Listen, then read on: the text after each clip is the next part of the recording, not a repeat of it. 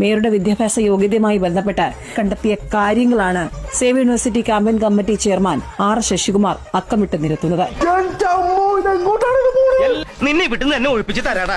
ആര്യ രാജേന്ദ്രന്റെ academic merit പരിശോധിക്കണം എന്ന് ഞങ്ങളുടെ സേവ് യൂണിവേഴ്സിറ്റി ക്യാമ്പയിൻ കമ്മിറ്റി ഇടിവെട്ടിവന്റെ തലേ പാമ്പ് കടിച്ചോടാ.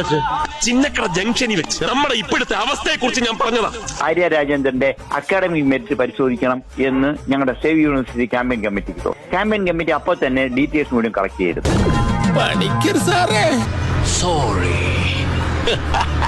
+2 കഴിഞ്ഞതിന് ശേഷം LBSൽ എഞ്ചിനീയറിംഗിന് ചേർന്നു. എഞ്ചിനീയറിംഗിൽ 1ാം സെമസ്റ്ററിൽ കംപ്ലീറ്റ് ചെയ്യുന്ന മുമ്പ് തന്നെ പഠനം അവിടെ ഉപേക്ഷിച്ചു.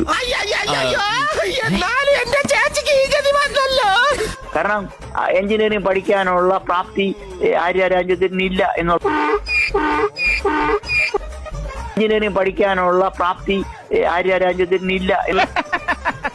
എന്നെ കുരുക്കിന്ന് ഊരാക്കുടിക്കിലേക്ക് ആക്കിയതിന് ദൈവം ഓൺ ദി സ്പോട്ടിൽ തന്ന ശിക്ഷയാണത്.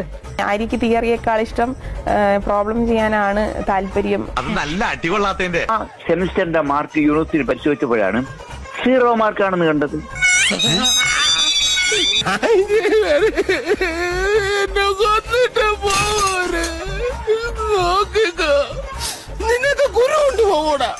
അതേപോലെ തന്നെ 2ാം സെമസ്റ്റർ പഠിച്ചുകൊണ്ടിരിക്കുമ്പോഴും ഞാൻ നോക്കിയപ്പോൾ മാർക്കുകളൊന്നുമില്ല.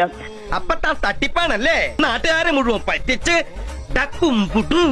അതേപോലെ തന്നെ 2ാം സെമസ്റ്റർ പഠിച്ചുകൊണ്ടിരിക്കുമ്പോഴും ഞാൻ നോക്കിയപ്പോൾ മാർക്കുകളൊന്നുമില്ല.